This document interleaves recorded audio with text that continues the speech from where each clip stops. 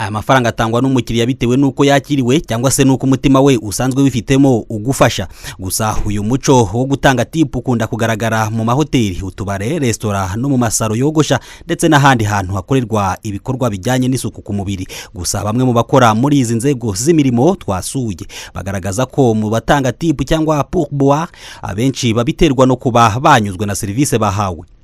Ntibyoroshye kubona umukozi w'ikigo gikora ubucuruzi bw'ibyo kurya no kunywa wifuza kuvugana n'itangazamakuru kuri iyi ngingo. Gusa uyu twamusanze mu kazi ke yemera kutuvugisha. Abantu batanga tip bitewe n'ukuntu wakira umukiriya. Yo utangiye wakira umukiriya neza, ukamwakira neza, ukamubwira service mutanga, ibiribwa mufite, ibinyobwa mufite, ukamwakira neza nyine n'umutima wose umwereka ubwiza bwaho hanaje nicyo wawe umijeje.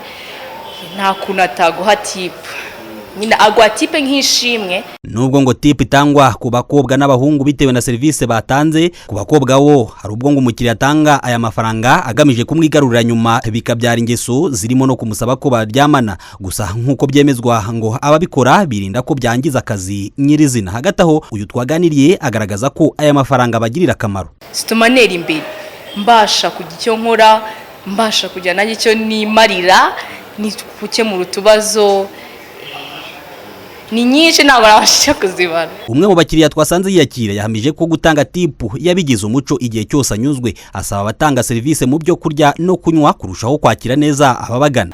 Birakorwa cyane cyane cyane cyane. Nani cyo nkora nkabyo. Bivana n'ukuntu umuntu yaguserviye.